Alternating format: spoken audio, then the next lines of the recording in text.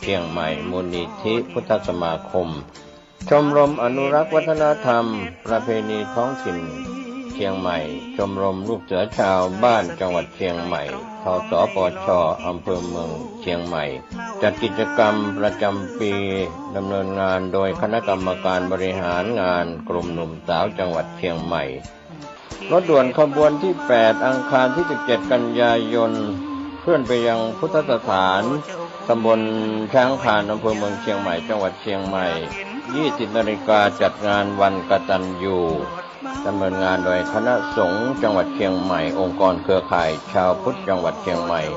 งานนี้ดำเนินงานโดยคณะกรรมการบริหารงานกลุ่มหนุ่มสาวจังหวัดเชียงใหม่ก็เชิญท่านผู้ที่สนใจจะได้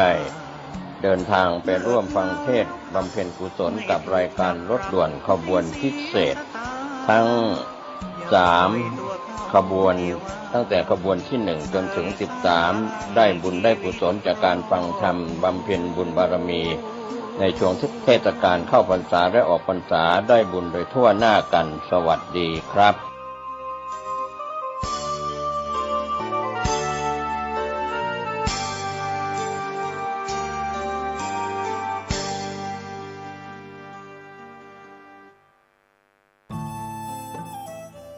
ท่านกำลังติดตามรับฟังสถานีวิทยุกระจายเสียงพระพุทธศาสนาแห่งชาติและสังคม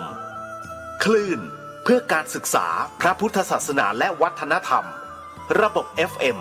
104.5 เมกะเฮิรตซ์รายการต่อไปเป็นรายการคดีโลกคดีธรรม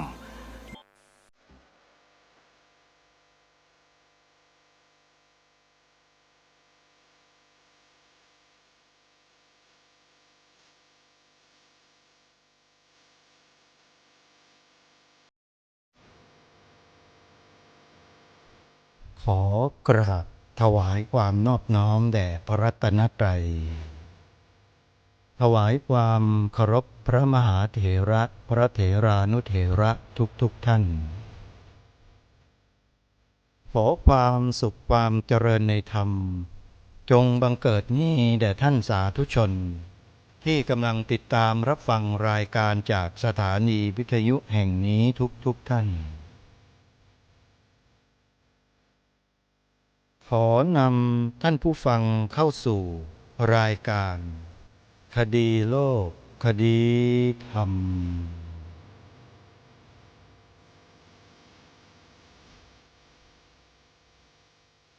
พบกันวันนี้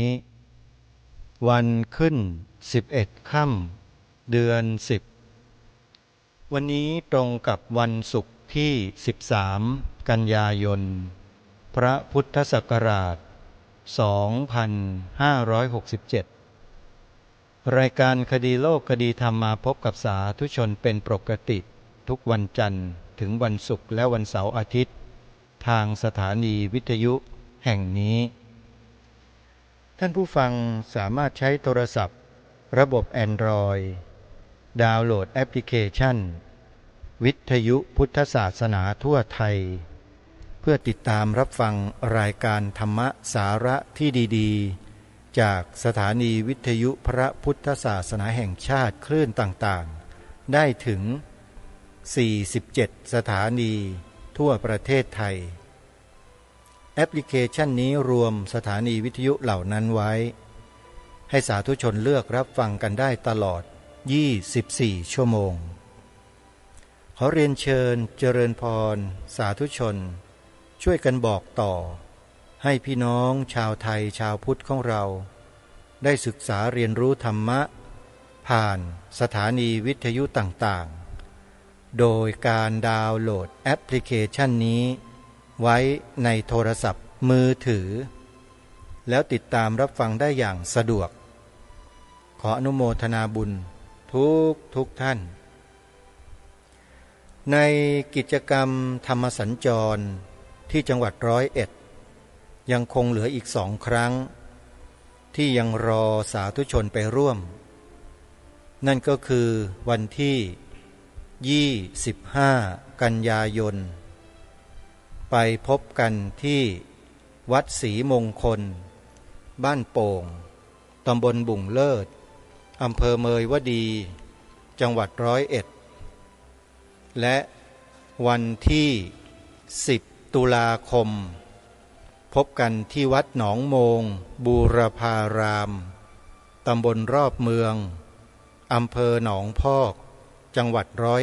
101วิทยากรที่จะไปบรรยายให้ความรู้ธรรมะสาระในทางพระพุทธศาสนามีอยู่2 รูปที่เป็นปราชญ์ทางบาลีในปัจจุบันก็คือพระอาจารย์มหาสมปองมุทิโตจากสำนักปฏิบัติธรรมวัดวิหารธรรมตำบลโสมเยี่ยมอำเภอน้ำโสมจังหวัดอุดรธานีและท่านเจ้าคุณพระราชวัชรบัณฑิตหรือพระอาจารย์มหาประนอมธรรมลังกาโลเจ้าวาดวัดจากแดงตำบลทรงขนองอำเภอพระประแดงจังหวัดสมุทรปราการทั้ง2 ท่านนี้เป็นครูบาอาจารย์สายบาลีใหญ่ของประเทศไทยของเรามีลูกศิษย์ลูกหาที่เป็นพระสงฆ์สามเณรอุบาสกอุบาสิกาเป็นจำนวนมากท่านได้สละเวลามาให้ความรู้ด้านพระพุทธศาสนาแก่ชาวจังหวัด101ใน2 วันที่เหลือดังกล่าวแล้วใครสะดวกวันไหนก็ไปร่วมบุญกันวันนั้นนะโยมนะงานเขาจะเริ่มตั้งแต่เวลา 9 นาฬิกาเป็นต้นไปสำหรับงานบุญกฐินหลังจากออกพรรษานี้ก็เริ่มต้นกันตั้งแต่19-20 ตุลาคมไปเลยมีอยู่หลายวัดเช่นกันท่านใดสะดวกที่จะไปร่วมบุญวัดไหนก็สามารถเดินทางไปร่วมบุญได้ที่วัดนั้นๆเหมือนอย่างที่ทางรายการได้แนะนำเชิญชวนสาธุชนได้ร่วมกันเป็นเจ้าภาพในปีนี้ก็มีวัดป่าจริยธรรมอำเภอนาด้วงจังหวัดเลยวัดหนองกายอำเภอแม่แตงจังหวัดเชียงใหม่วัดศรีอุดมวงศ์อำเภอวังสะพุงจังหวัดเลยวัดบ้านปลาคูนอำเภอโพนทรายจังหวัด101วัดอารามมงคลอำเภอยางตลาดจังหวัดกาฬสินธุ์วัดสวนป่าดอนยานางอำเภอยางตลาดจังหวัดกาฬสินธุ์วัดสามชุกอำเภอสามชุกจังหวัดสุพรรณบุรีและวัดฝายหินอำเภอเมืองจังหวัดเชียงใหม่สะดวกที่ใดก็ร่วมบุญกันที่นั่นท่านสามารถติดตามรับฟังรายละเอียดต่างๆผ่านแอปพลิเคชันนี้ได้เลยทางสถานีวิทยุต่างๆที่ได้เอ่ยนามมาเมื่อสักครู่สาธุชนทุกท่านรายการคดีโลกคดีธรรมกำลังนำเสนอบทความในหนังสือพุทธศาสนสุวรรณภูมิปกรณ์ซึ่งท่านเจ้าคุณพระราชกวีอ่ำธรรมทัตโตเป็นเจ้าของผลงานหนังสือเล่มนี้ท่านได้เขียนบทคำนำไว้ถึง5 ครั้งในการพิมพ์หนังสือเล่มนี้ทางรายการกำลังนำเสนอบทความคำนำในการพิมพ์ครั้งที่3วันนี้น่าจะเป็นวันสุดท้ายของคำนำครั้งที่3เดี๋ยวเราไปติดตามรับฟังในช่วงท้ายโดยพร้อมเพรียงกันแต่ก่อนอื่นต้องขอทำความเข้าใจกับท่านผู้ฟังที่เพิ่งหมุนคลื่นเข้ามาติดตามรับฟังรายการคดีโลกคดีธรรมในช่วงนี้ว่าในช่วงนี้ทางรายการกำลังนำบทความในหนังสือพุทธศาสนสุวรรณภูมิปกรณ์มาอ่านให้สาธุชนได้ฟังโดยเฉพาะในเบื้องต้นนี้ได้นำบทคำนำของหนังสือซึ่งเป็นตัวตนของเจ้าของผลงานคือท่านเจ้าคุณพระราชกวีอ่ำธรรมทัตโตมาถ่ายทอดให้กับท่านผู้ฟังในช่วงแรกก่อนมาทำความรู้จักกันก่อนว่าหนังสือเล่มนี้ท่านเจ้าคุณพระราชกวีอ่ำธรรมทัตโตผู้ที่ได้ทำการรวบรวมเรียบเรียงข้อมูลไว้เป็นรูปเล่มนี้ท่านมีแนวความคิดมีประสบการณ์มีสิ่งที่จะบอกกับพวกเราไว้อย่างไรในบทคำนำนี้จะบอกถึงแนวทางเหล่านั้นของท่านซึ่งถ้าใครได้ฟังมาตั้งแต่ คำนำในการพิมพ์ครั้งที่ 1จนกระทั่งถึงครั้งที่ 3นี้ก็จะพอทราบอย่างแจ้งชัดขึ้นมาไม่มากก็น้อยแล้วส่วนท่านที่ยังไม่เคยติดตามรับฟังมาก่อนท่านสามารถเปิดติดตามรับฟังย้อนหลังได้ทาง YouTube เพียงท่านพิมพ์ชื่อช่องและชื่อรายการให้ตรงท่านก็จะได้ติดตามรับฟังรายการคดีโลกคดีธรรมย้อนหลังได้มีอยู่2ช่องทางใน YouTube ช่องแรกชื่อช่องวัดฝายหินคดีโลกคดีธรรมช่องที่2ชื่อว่าธรรมะภาคเหนือคดีโลกคดีธรรมเพียงเท่านี้ท่านก็สามารถติดตามรับฟังคลิปย้อนหลังของรายการคดีโลกคดีธรรมได้แล้วลองไปติดตามรับฟังกันดูสำหรับท่านที่ยังไม่เคยได้ติดตามรับฟังมาก่อนแล้วก็หมุนคลื่นมาเจอในวันนี้ถ้าท่านไม่ได้ฟังย้อนหลังก็จะเข้าใจยากนิดหนึ่งแต่สำหรับท่านที่ต้องการจะฟังต่อเนื่องก็สามารถเปิดรับฟังรายการนี้ได้ต่อเนื่องไปเลยเพราะกำลังนำเสนอบทความที่เป็นบทคำนำของท่านและเป็นการนำเสนอบทคำนำในการพิมพ์ครั้งที่3นะเป็นบทคำนำครั้งที่3ของท่านท่านเขียนบทคำนำไว้เพียงแค่5 ครั้งเท่านั้นก่อนที่ท่านจะมรณภาพ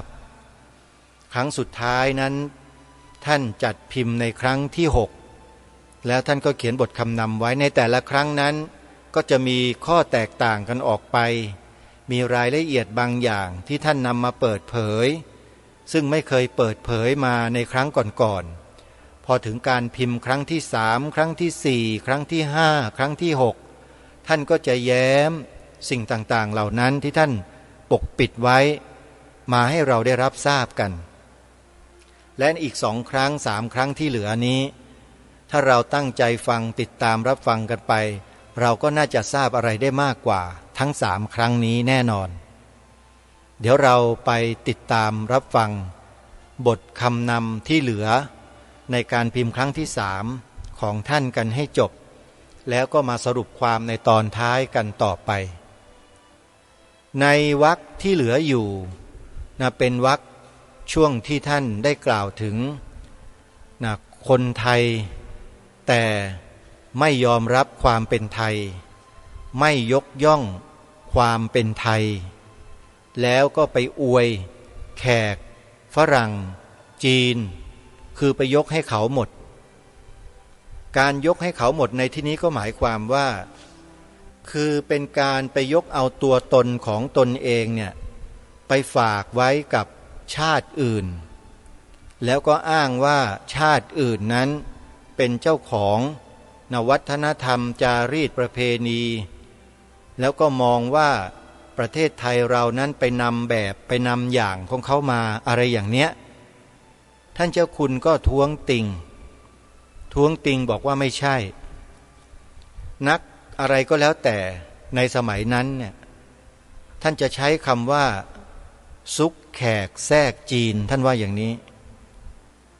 คำที่เป็นไทยแทนที่จะนำเสนอไปแบบไทยให้เขาได้รู้จักแต่กลับไม่นำเสนอกลับบอกว่าเดี๋ยวเขาไม่เข้าใจของเราแต่เวลาทีของเราไปเรียนของเขาเนี่ยเขาเอาศัพท์แสงเอาชื่ออะไรต่างๆของเขาให้เราเรียนเราก็ยังเข้าใจเรายังจำกันได้แต่ทำไมของเขาจึงจำของเราไม่ได้เล่านี่คือสิ่งที่ท่านปรารภไว้ในการพิมพ์ครั้งที่3เรียกว่าท้วงติงให้เราได้เห็นกันอย่างชัดเจนแล้วท่านก็ยกคำไทยๆสิ่งที่เป็นแบบไทยๆแท้ๆเนี่ยขึ้นมากล่าวมาอ้างให้เห็นชัดเจนเลยว่าคนไทยแต่ไม่ใช้ศัพท์ใช้แสงของไทยแต่ดันไปใช้ของชาติอื่นเข้ามาแทนของเรา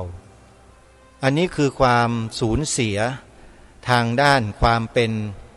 หนึ่งเดียวความเป็นเอกลักษณ์ของชาติไทยของเราซึ่งเป็นมาช้านานพอสมควรแล้วแต่ก็ไม่รู้เหมือนกันว่า หลังจากที่ทางรายการได้นำเสนอบทความนี้ออกไปแล้วเนี่ยไอความสำนึกของความเป็นคนไทยความเป็นไทยแท้ๆมันจะกลับมาสู่จิตใจของคนในยุคนี้กันได้มากน้อยเพียงใดหรือไม่ถ้าหากว่ายังไม่กลับมานี่ก็ช่วยอะไรกันไม่ได้แล้วล่ะนั่นก็หมายความว่าภายในใจของคนไทยเราเนี่ยตกเป็นทาสทางความคิดทางวัฒนธรรมประเพณีของชนชาติอื่นเข้าไปหมดแล้วหาความเป็นตัวตนที่แท้จริงตามที่ท่านเจ้าคุณพระราชกวีอ่ำธรรมทัตโตท่านได้ถอดความออกมาให้เราเห็นเป็นหลักฐานชัดเจนนั้นคงไม่ได้แล้วล่ะเพราะจิตใจไม่ยอมรับสิ่งสำคัญที่สุดก็คือความยอมรับอันนี้เป็นเรื่องใหญ่เป็นเรื่องที่มีความสำคัญมากเพราะคนเราถ้ามีความยอมรับแล้วในเบื้องต้นเนี่ยการที่จะทำอะไรออกมาภายใต้ของความรู้สึกแห่งการยอมรับนั้นเนี่ยมันก็จะทำได้ง่ายมากแต่ที่ผ่านมาท่านเจ้าคุณพระราชกวีอ่ำธรรมทัตโตได้สะท้อนให้เราเห็นในบทคำนำที่ผ่านมาว่าคนในยุคนั้นก็ดีหรือแม้แต่ในยุคไหนก็ตามไม่ยอมรับความเป็นตัวตนความมีอยู่จริงของตัวตนของตนเองไม่ยอมรับกลัวชาวต่างชาติเขาจะรับไม่ได้กลัวชาวต่างชาติเขาจะไม่เข้าใจกลัวชาวต่างชาติเขาจะอ่านไม่ออกสารพัดสารเพที่อ้างถึงแล้วก็ลบล้างความเป็นไทยสัญลักษณ์ไทยอัตลักษณ์ไทยนั้นออกไปเสียมากมายมหาศาลเลยจนหาความเป็นไทยแทบจะไม่เหลือนี่คือบทความที่ถอดออกมาจากบทคำนำครั้งที่3ที่ท่านเจ้าคุณท่านได้เขียนลงไว้และในวันนี้จะเป็นการอ่านบทคำนำตอนท้ายของครั้งที่3ซึ่งจะจบในวันนี้แล้วท่านผู้ฟังพวกเราก็จะได้มาฟังกันอีกครั้งหนึ่งแล้วก็จะย้อนอ่านให้พวกเราได้ฟังกันซ้ำจากเมื่อวานนี้เล็กน้อยเพื่อให้เกิดความต่อเนื่องในการพิจารณาถึงถ้อยคำต่างๆที่ท่านได้ฝากไว้ให้แก่พวกเรารุ่นหลังได้หันมาศึกษามาหาอ่านกันแต่ถ้าใครไม่มีหนังสือท่านก็ฟังรายการคดีโลกคดีธรรมอ่านให้ฟังก็ได้บางทีคนในยุคนี้อ่านสำนวนในการเขียนของท่านเนี่ยบางทีอ่านแล้วเข้าใจยากไม่ค่อยเข้าใจผู้ดำเนินรายการก็พยายามที่จะอ่านวรรคแต่ละวรรคแต่ละตอนให้เกิดความพอเหมาะพอดีในคำแต่ละประโยคที่ท่านกล่าวที่ท่านเขียนไว้เพื่อให้เรานั้นฟังดูง่ายก็พยายามเต็มที่แล้วนะฮะยังไงก็ช่วยกันพิจารณาตั้งใจฟังกันให้ดีๆก็คงจะได้ความกันบ้างเดี๋ยวเรามาฟังกันต่อเลยดีกว่านะว่าในช่วงสุดท้ายของการพิมพ์ครั้งที่3ของบทคำนำท่านเขียนไว้ว่าอย่างไรเท่าที่เล่ามานั้นก็เป็นเรื่องที่ไทยมีดีและของไทยมีประจำไทยมาทุกประการก็ไม่รู้ว่าสิ่งที่เป็นไทยนั้นยังมีอะไรอีกซึ่งเป็นที่อัปยศอดสูเป็นที่อับอายขายหน้าถึงกับเป็นที่เครียดครึ่งผูกพยาบาทคาดโทษทันถึงจองล้างจองผลาญต้นไทยและต่อของไทยซึ่งนักรู้ไทยทั้งหลายได้กระทำมาตลอดไม่ยอมให้ต้นไทยและของไทยเป็นไทยและสิ่งที่ไทยกระทำไว้เป็นของไทยได้รุนไทยเข้าไปซุกแขกแทรกจีนจึงมีชื่อว่าไทยได้กับทั้งต้องไปอาศัยจึงทำสิ่งของไทยได้เช่นต้องอาศัยสิวลึงกับอุมาลึงจึงมีลูกได้แม้ตึกปราสาทซึ่งก่อสร้างด้วยอิฐปูนทรายหินกับสอน้ำเชื่อมประสานก็ต้องอาศัยแขกจึงรู้จักหินเผาปูนต้องอาศัยจีนจึงเผาอิฐเผาปูนเป็นส่วนที่ใช้แรงเป็นอิฐที่แขกและจีนไม่มีทำไม่เป็นจึงว่าเป็นของขอมหรือคแมที่บิดเบือนไปอย่างนี้ไทยและของไทย จึงไม่มีอะไรเป็นไทยแท้สักอย่าง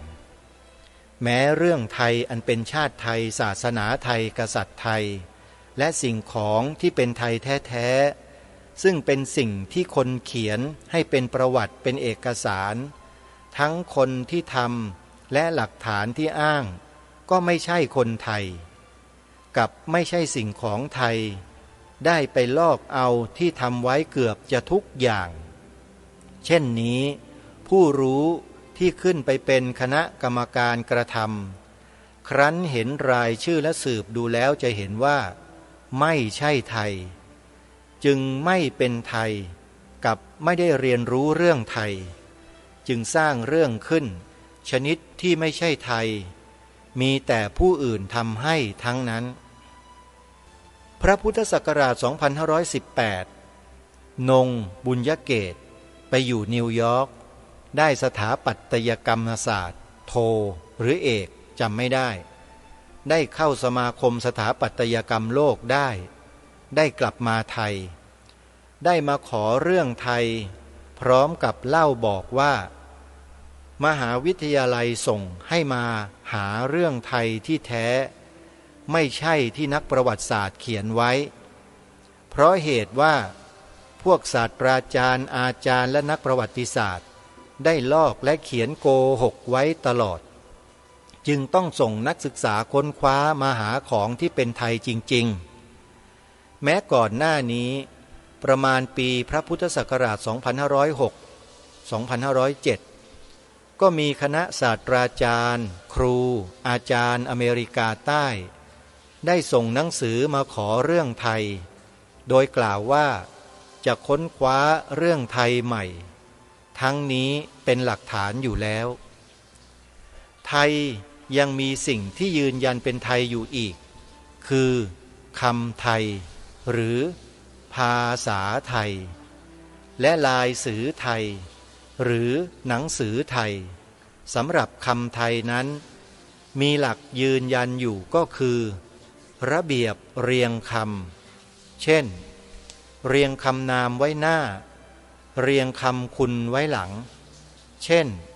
สีเหลืองคำอื่นว่าเหลืองสีจะเห็นเขาเรียงคำคุณไว้หน้าคำนามไว้หลังแม้เรียงคำถามไทยเรียงคำถามไว้หลังคำอื่นเขาเรียงคำถามไว้หน้าหรือ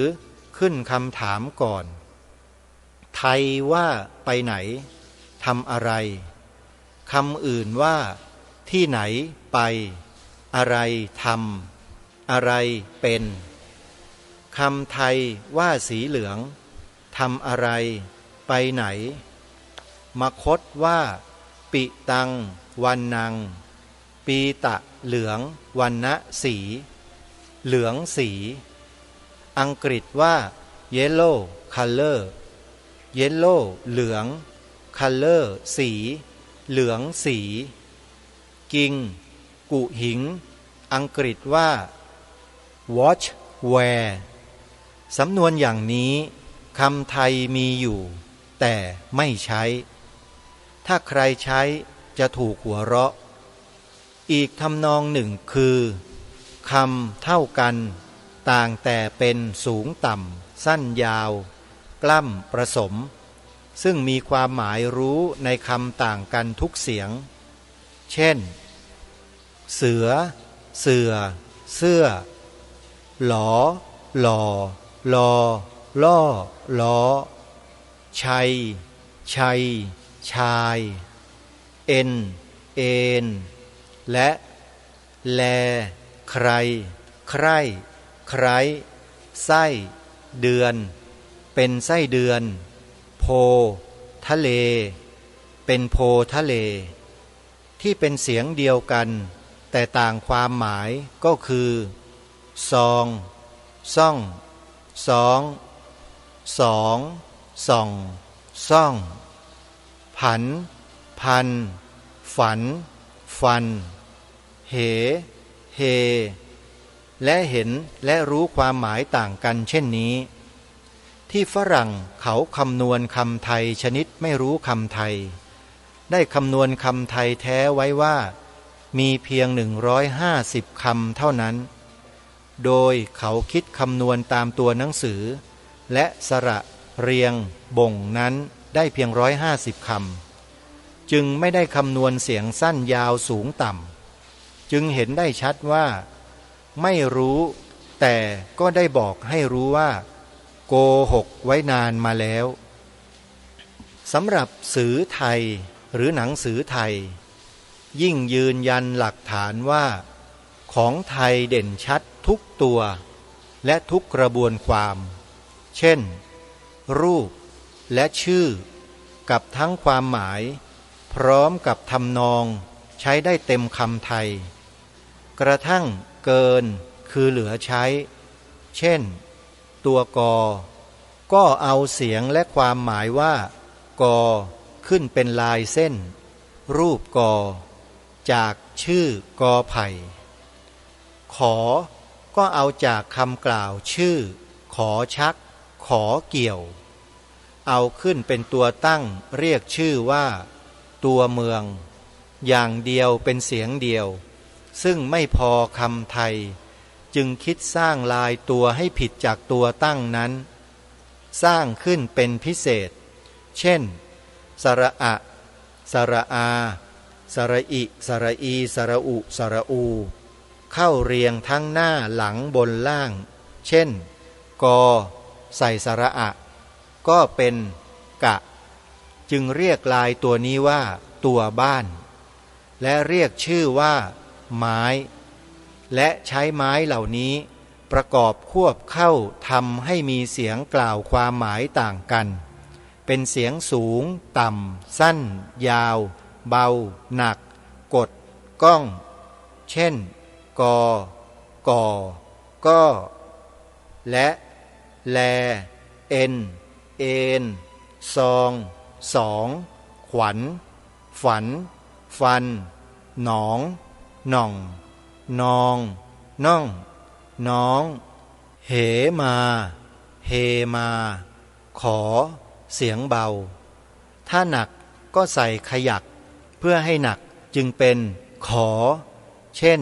ไทยว่ากินข้าวเสียงธรรมดาไทยเฉียงออกเสียงหนักกว่ากินเข่าได้เรียกตัวสะกดที่เป็นแม่ต่างๆเช่นแม่กงก็เรียกแม่กงเป็นต้นไทยจึงมีลายสือครบเสียงคำกล่าวคำไทยคำไทยและลายสือไทยจึงเป็นหลักฐานไทยและของไทยครบทุกประการนี่ก็เป็นอีก2 วรรคที่อ่านให้ท่านสาธุชนได้ฟังกันมาถึงตรงนี้ยังเหลืออีก2 วรรคสุดท้ายท่านผู้ฟังเดี๋ยววันนี้ต้องอ่านให้จบแน่นอนแต่หยุดตรงนี้สักนิดหนึ่งอยากจะให้พวกเราชวนพวกเราช่วยกันคิดนะว่าภาษาไทยของเราเนี่ยเป็นภาษาที่แปลกประหลาดกว่าทุกภาษาในโลกมีการผสมตัวพยัญชนะตัวสระตัววรรณยุกต์เสียงและสำเนียงต่างๆเนี่ยออกมาอย่างโดดเด่นมากและมีความหมายทุกคำแล้วที่ไม่เหมือนกับภาษาต่างประเทศเลยแม้แต่ประเทศเดียวก็คือภาษาไทยนั้นนำคำกริยาไว้ข้างหน้าและคำถามไว้ข้างหลังเช่นไปไหนแต่คำในต่างประเทศอื่นๆทั่วโลกเขาเอาคำว่าไหนอยู่ข้างหน้าและเอาคำว่าไปเนี่ยไว้ข้างหลังเช่น where go where go ไหนไปเห็นไหมฮะคือท่านพยายามจะอธิบายให้พวกเราให้เกิดความเข้าใจว่าให้เห็นว่าภาษาอื่นๆในโลกนี้เนี่ยมันจะเป็นไปในทำนองเดียวกันหมดมีภาษาไทยภาษาเดียวที่โดดเด่นที่สุดที่รักษารูปแบบของความเป็นภาษาไทยเอาไว้ได้นี่คือสิ่งที่เราควรจะภาคภูมิใจในความเป็นตัวของตัวเองเป็นตัวตนของตนเองที่เราไม่ได้ไปยืมไปหยิบใครมาแม้แต่นิดเดียวท่านผู้ฟังนี่คือสิ่งที่เราควรทำการศึกษาและรื้อฟื้นขึ้นมาเพื่อให้เกิดความเข้าใจที่ถูกต้องตรงกันไม่ใช่เหมือนกับคนที่กล่าวหาท่านเจ้าคุณว่าหลอกลวงอย่างนู้นอย่างนี้มาทำให้ประวัติศาสตร์ทำให้อะไรปั่นป่วนจริงๆไม่ใช่ไอ้คนที่กล่าวหาท่านนั่นแหละหลอกลวง ท่านกล่าวไว้ในบทคำนำครั้งที่2และครั้งที่3นี่ชัดเจนเพราะฉะนั้นการที่เราจะศึกษาผลงานของท่านเจ้าคุณพระราชกวีอ่ำธรรมทัตโตเนี่ยนะฮะขั้นแรกเลยที่คิดว่าทุกคนจะต้องทำก็คือสลัดเอาความรู้ที่ตนเองไปเรียนมาเนี่ยออกทิ้งให้หมดเลยอย่าเอามาเกี่ยวข้องเพราะถ้ามาเกี่ยวข้องกันเมื่อไหร่มันจะเดินไปข้างหน้าไม่ได้มันจะสะดุดอยู่แล้วก็หยุดลงในที่สุดแล้วก็ไม่มีการสานต่อเพราะฉะนั้นถ้าไม่ถอดเอาความรู้สึกที่เราได้ถูกปลูกฝังถูกอะไรต่างๆมาแบบผิดๆนะฮะท่านเจ้าคุณว่าผิดๆนะแล้วเราจะมาศึกษาสิ่งที่เป็นไทยของไทยแท้ๆศึกษาไม่ได้อะเพราะมันทวนกระแสหรือสวนกระแสกันไปหมดไม่ว่าจะเป็นอักษรหนังสือลายสือนะความเสียงต่างๆเนี่ยมันสวนทางกันไปเยอะเลยมันไม่ได้นี่คือสิ่งที่อยากจะฝากกับทุกท่านไว้นะเพราะฉะนั้นถ้าจะศึกษาผลงานของท่านเจ้าคุณพระราชกวีอ่ำธรรมทัตโตให้ถอดเอาความรู้ที่ตนเองไปเรียนมาจากที่อื่นที่ไหนต่อที่ไหนเนี่ยทิ้งให้หมดทิ้งไปก่อนทำถ้วยทำแก้วเนี่ยมันว่างๆโล่งๆไว้แล้วก็นำสิ่งของที่ท่านเจ้าคุณฝากไว้เนี่ยใส่ลงไปค่อยๆเรียงร้อยค่อยๆใส่ลงไปทีละถ้อยคำทีละส่วนทีละประโยคทีละอะไรต่างๆเหล่านี้เพื่อทำให้เกิดความรู้ความเข้าใจที่มั่นคงโดยลำดับไม่ใช่ไปโยนทุ่มตุ้มต้ามลงมาเลยมันก็แตกสลายเละหมดแล้วฮะไม่ได้นะต้องทำอย่างที่ทั้งผู้ดำเนินรายการว่านี่แหละคือถอดเอาตัวตนที่ถูกปลูกฝังมาในทางที่เขาฝังกันมาไว้นั่นแหละนะฮะเอาวางไว้ทิ้งไว้ก่อนทำใจมันโล่งๆว่างๆแล้วมาศึกษาสิ่งที่เป็นไทยแท้ๆเนี่ยให้จริงๆจังๆแล้วเราก็จะเข้าใจสิ่งที่เป็นไทยแท้นั้นได้อย่างโดยไม่ยากเลยท่านผู้ฟังเดี๋ยวมาดูอีก2 วรรคสุดท้ายของบทคำนำในการพิมพ์ครั้งที่3ของท่านเจ้าคุณพระราชกวีกันต่อด้วยประการฉนี้เมื่อได้พบไทยและของไทยอันเป็นหลักฐานยืนยันได้จึงพยายามรวบรวมไว้ได้ทำเป็นหลักฐานทั้งเรื่องไทยและสิ่งมีของไทยระบบแบบไทยซึ่งทุกสิ่งจะเป็นหลักฐานยืนยันได้จึงได้จัดพิมพ์เผยไทยออกซึ่งทุกท่านที่ได้รับไปได้ใช้เป็นหลักฐานสอนอ้างถึงแสดงจุดประสงค์ได้ในครั้งนี้จึงเพิ่มคำบรรยายท่านต้นได้ทำอะไรไว้แล้วได้ขึ้นเป็นต้นพิธีหรือครูบาเช่นขุนอินเขาเขียวเป็นต้นปกครองป้องกัน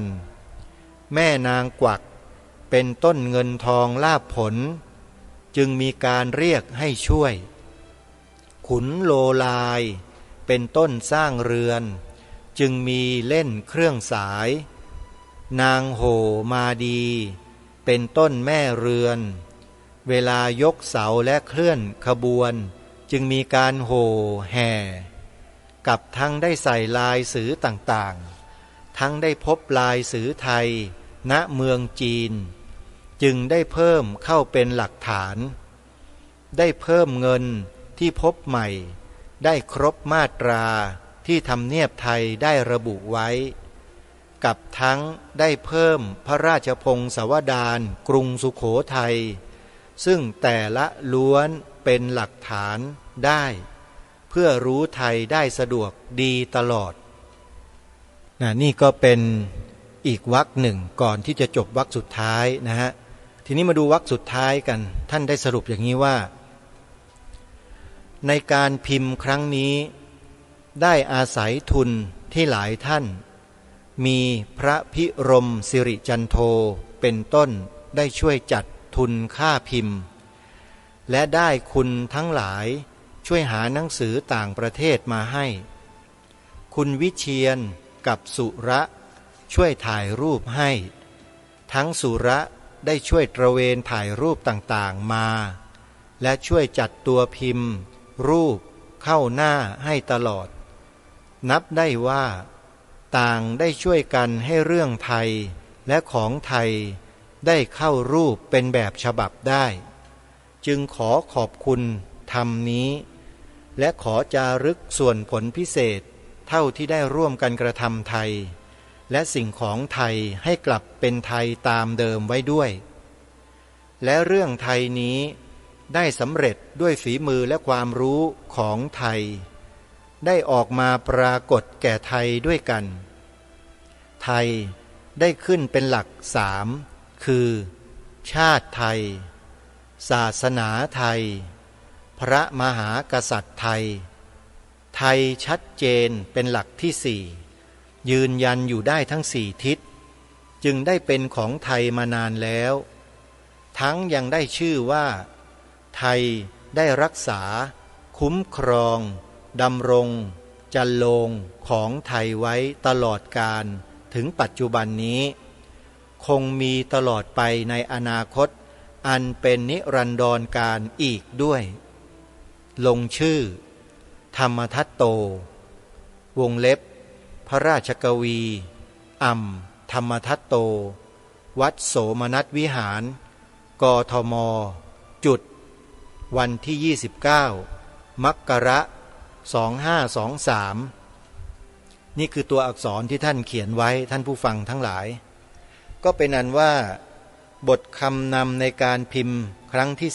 3ในหนังสือพุทธศาสนสุวรรณภูมิมิปกรณ์ของท่านเจ้าคุณพระราชกวีอ่ำธรรมทัตโตก็จบลงเพียงเท่านี้ในการพิมพ์ครั้งที่3ทีนี้มาสรุปความอีกเล็กน้อยก่อนที่จะได้นำบทกลอนที่ท่านเขียนเพิ่มไว้ให้เราได้อ่านกันเพื่อเป็นการศึกษาเพิ่มเติมซึ่งอาจจะมีอะไรซ่อนอยู่ในบทกลอนของท่านก็ได้เดี๋ยวสักครู่หนึ่งจะอ่านให้ฟังนะท่านผู้ฟังนะทีนี้เมื่อเราฟังกันมาจนจบแล้วเนี่ยท่านผู้ฟังทุกท่านคิดอย่างไร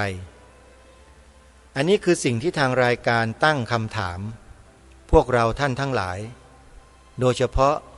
ท่านที่ตั้งใจฟังทุกถ้อยคำและพิจารณาตามมาโดยตลอดเนี่ยท่านคิดอย่างไรในสิ่งที่ท่านเจ้าคุณพระราชกวีอ่ำธรรมทัตโตรูปนี้ได้จัดได้ทำเอาไว้นี้มีปรากฏอยู่เป็นลายลักษณ์อักษรในหนังสือพุทธศาสนสุวรรณภูมิปกรณ์นี้ท่านคิดอย่างไรที่ถามเช่นนี้เพื่อที่จะให้ทุกท่านได้ตอบตัวท่านเองว่าจะทำอย่างไรต่อไปกับสิ่งที่ท่านได้ทุ่มเทสัพพะกำลังความสามารถและชีวิตของท่านร้อยเรียงความเป็นไทยของเราเนี่ยเอาไว้ได้ถึงขนาดนี้ความเสียสละของท่านตรงนั้นทุ่มเทของท่านตรงนั้นจะมีเข้าไปสู่ในความรู้สึกของพวกเรากันบ้างหรือไม่อันนี้คือสิ่งที่เราควรตอบคำถามเพราะถ้าเราไม่ตอบนิ่งๆเฉยๆสิ่งที่ท่านเจ้าคุณทำไว้นี้ก็ยังคงอยู่อย่างนี้ตลอดไปนะฮะไม่มีใครสานต่อท่านเลยจึงขอฝากพี่น้องคนไทยเราถ้าเรายังคิดว่าเราคือลูกหลานไทยเนี่ยเราควรจะหาคำตอบในข้อนี้ให้ได้แล้วก็ตัดสินใจว่าเราจะคงความเป็นไทยของเราไว้ต่อไหมหรือจะปล่อยให้ใครต่อใครมิใครเนี่ยมาเหยียบย่ำทำลายลบล้างความเป็นไทยของเราให้สูญสิ้นไปหรือเปล่าอันนี้ก็เป็นคำถามที่ทุกท่านควรจะหาคำตอบส่วนผู้ดำเนินรายการที่พูดเปล่าอยู่เนี่ยเป็นอย่างไรนั้นก็น่าจะชัดเจนอยู่แล้วเนี่ยฮะเพราะถ้าไม่เห็นคุณค่าไม่เห็นความสำคัญคงไม่นำมาอ่านออกอากาศให้ท่านทั้งหลายได้ฟังกันถึงวันนี้หรอกท่านผู้ฟังอันนี้มันเป็นหลักฐานยืนยันชัดอยู่แล้วว่า ผู้ดำเนินรายการนั้นเต็มที่กับสิ่งนี้อยู่แล้วก่อนหน้านี้ก็เต็มที่มานานแล้วท่านความเป็นไทยเนี่ยมาบัดนี้เมื่อมาอ่านบทคำนำของท่านให้ท่านทั้งหลายได้ฟังไปพร้อมๆกันเนี่ยยิ่งมีความมั่นอกมั่นใจยิ่งขึ้นกว่าเดิมเยอะเลยว่าสิ่งที่แสดงมากล่าวมาพูดมาทำมาทั้งหมดถูกต้องตรงตามเจตนารมณ์ของท่านเจ้าคุณพระราชกวีอ่ำธรรมทัตโตทั้งสิ้นแต่ผู้ดำเนินรายการนั้นไม่มีข้อมูลและรายละเอียดสิ่งที่เรียกว่าเป็นไทยต้นไทยทั้งหลายตามที่ท่านเจ้าคุณท่านได้ค้นคว้าเนี่ยไม่ได้มีข้อมูลอย่างนี้และเมื่อมาพบข้อมูลของท่านเจ้าคุณอย่างนี้ด้วยแล้วเนี่ยก็เลยทำให้อะไรต่างๆมันลงตัวหมดเลยแล้วมันก็เป็นสิ่งที่เป็นหลักฐานยืนยันของความเป็นไทยแท้ๆได้อย่างเด่นชัดที่สุดโดยไม่ต้องไปสืบค้นหาหลักฐานทางประวัติศาสตร์ที่ไหนมาเพิ่มเติมให้มากไปกว่านี้อีกเลยเพราะมันไม่มีแล้วแบบนี้อย่าไปหาเลยท่านประวัติศาสตร์ข้ามภพข้ามชาติ 8,000 ปี 9,000 ปีแบบนี้ท่านไม่ต้องไปหาที่ไหนไม่มีที่นี่ที่เดียวคือของไทยเรานี่แหละที่มีหลักฐานยืนยันชัดเจนเลยอยู่ในแผ่นกระเบื้องจานเมืองคูบัวราชบุรีที่ท่านเจ้าคุณพระราชกวีอ่ำธรรมทัตโตท่านได้เก็บรวบรวมแล้วทำเป็นหลักฐานยืนยันไว้ซึ่งปัจจุบันนี้หลักฐานเหล่านี้ถูกเก็บรักษาไว้ที่พิพิธภัณฑ์ไทยมีมิวเซียมพิพิธภัณฑ์ไทยมีมิวเซียมอยู่ที่ไหนอยู่ที่วัดโสมนัสวิหารเขตป้อมปราบศัตรูพ่ายกรุงเทพมหานครอยู่ริมคลองพดุงกรุงเกษมท่านผู้ฟังอยู่ริมคลองพดุงกรุงเกษมถ้าใครรู้จักสะพานมัคควานนะโยมนะเวลาโยมมาที่สะพานมัคควานเนี่ยวิ่งจากใต้ขึ้นเหนือหมายความว่าวิ่งจากอนุสาวรีย์ประชาธิปไตยสะพานผ่านฟ้าลีลาศตรงขึ้นไปถนนราชดำเนินนอกก่อนที่จะขึ้นสะพานมัคควานรังสรรค์บริเวณหน้าที่ทำการสหประชาชาติเนี่ยให้เลี้ยวขวาไปตามริมคลองพดุงกรุงเกษมแล้วท่านก็จะพบวัดโสมนัสวิหารอยู่ตรงนั้นแหละเลี้ยวขวาออกจากถนนราชดำเนินเข้าสู่ถนนริมคลองพดุงกรุงเกษมไปประมาณสัก100 เมตรก็เจอวัดโสมนัสแล้วนะฮะถ้ามาทางพระที่นั่งอนันตสมาคมวิ่งมาตามถนนราชดำเนินนอกจะไปผ่านฟ้าลีลาศผ่านสะพานผ่านฟ้าลีลาศพอเจอสะพานมัคควานรังสรรค์ให้วิ่งข้ามสะพานชิดซ้ายพอลงสะพานแล้วก็เลี้ยวซ้ายไปเรียบคลองพดุงกรุงเกษมไปนั่นแหละวัดโสมนัสอยู่ตรงนั้นแต่ถ้าจะให้ดีก็กดหาใน Google แล้วก็ดูเบอร์โทรศัพท์สอบถามรายละเอียดเลยใครต้องการจะมาเยี่ยมชมเนี่ยติดต่อไปล่วงหน้าก่อนนะโยมไม่ใช่ไปเลยนะไม่ได้ดูนะจะบอกให้ต้องมีการนัดแนะกันก่อนจึงจะเข้าไปดูได้นะอันนี้ขอฝากบอกไว้นะเท่าที่อาตมาภาพทราบข้อมูลเนี่ยเขาไม่ได้ให้เปิดดูได้เลยนะฮะต้องมีการติดต่อเพื่อที่จะขอเข้าชมแล้วเขาก็จะมีการเปิดให้เข้าชมโดยลำดับบทกลอนทิ้งท้ายในการพิมพ์ครั้งที่3หลังจากบทคำนำของท่านเจ้าคุณเนี่ยยาวนะโยมยาวมากท่านใช้หัวข้อว่าคำไทยเป็นไทยเดี๋ยวจะลองอ่านให้ฟังสักนิดๆหน่อยๆแล้วกันแล้วเดี๋ยวครั้งต่อไปจะนำมาอ่านให้เต็มๆเลยยาวมากนะประมาณ 3-4 หน้านู่นเนี่ยท่านเขียนแต่งบทกลอนไว้อย่างนี้คนชาติไทยได้เป็นคนแต่ต้นแถวเป็นมาแล้วทุกอย่างอ้างออกเผยลำดับขั้นชั้นไทยไว้คุ้นเคยจึงชื่นเชยเป็นไทยในทุกการสร้างรูปทรงโครงสร้างอย่างแบบไทยเป็นไทยให้แบบอยู่ รู้สันฐาน แบบมนุษย์จุดหมายไว้ใช่เทพดานเป็นหลักฐานรูปทรงคงคนไทยจรดร่างสร้างไว้ในรูปแบบได้เนียนแนบนามวิญญาณประสานใส่เป็นพลังหลั่งรู้ชูช่วงใช้เป็นแก้วใจประจำอยู่ทั้งหูตา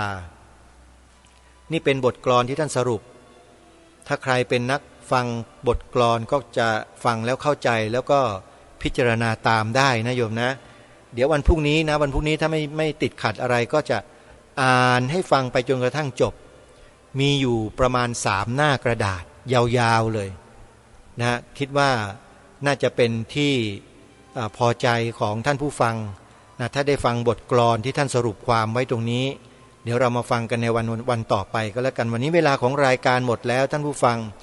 สรุปกิจกรรมนิดหนึ่งที่อาตมาภาพเชิญชวนสาธุชนให้มีส่วนร่วมในการจัดงานเปิดป่าฟังธรรมของสวนป่าสามัคคีธรรมตำบลบ้านผืออำเภอจอมพระจังหวัดสุรินทร์ในวันเสาร์ที่14ธันวาคม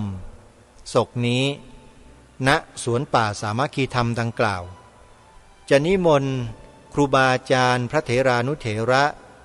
พระธรรมกถึกมาแสดงธรรมตลอดทั้งคืนถึงรุ่งเช้า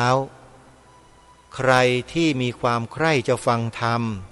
ปรารถนาจะศึกษาเรียนรู้พระธรรมจากการฟังทางสวนป่าสามัคคีธรรมจะจัดกิจกรรมนี้ให้ท่านผู้ฟังที่สนใจไปร่วมงานกันแล้วก็จะได้มีโอกาสสนทนาธรรมร่วมกันได้ปลูกต้นไม้ร่วมกันสถานที่แห่งนี้เป็นสถานที่ปลูกป่าท่านผู้ฟังแล้วก็จะจัดงานเปิดป่าฟังธรรมเป็นครั้งแรกเพื่อให้ผู้คนได้รู้จักและได้เห็นภาพว่าเมื่อเราตั้งใจปลูกป่าแล้วป่าก็จะเจริญเติบโตงอกงามเหมือนกับที่อื่นๆเหมือนกันแล้วก็จะปลูกเพิ่มไปเรื่อยๆนะใครที่มีความสนใจจะร่วมกิจกรรมก็สามารถเดินทางไปร่วมได้ในเดือนธันวาคมนะโยมนะแต่ในเบื้องต้นนี้เนี่ยได้บอกบุญกับญาติโยมไว้ว่าทางสวนป่ายังไม่มีความพร้อมเรื่องของสาธารณูปโภคเช่นน้ำไฟใครจะร่วมสนับสนุนน้ำไฟติดตั้งเพื่อให้ใช้งานได้ทันต่อวันงานนั้นก็ขอเรียนเชิญได้นะโยมนะสนับสนุนกันเข้ามาได้โดยลำดับมากบ้างน้อยบ้างหรือจะเป็นเจ้าภาพขุดบ่อน้ำตั้งเสาศาลาทำสถานที่ห้องน้ำอาบน้ำต่างๆเป็นเจ้าภาพถังน้ำแท่นสำหรับตั้งถังน้ำระบบน้ำประปาก็สามารถแสดงความจำนงร่วมบุญกันได้ท่านใดจะร่วมทำบุญทอดผ้าป่าออนไลน์นะโยมก็สามารถโอนปัจจัยเข้ามาร่วมบุญได้ที่ธนาคารไทยพาณิชย์หมายเลขบัญชี11421499897ชื่อบัญชีพระประหลัดนรงฤทธิ์หมายเลขโทรศัพท์ติดต่อสอบถามรายละเอียดเพิ่มเติม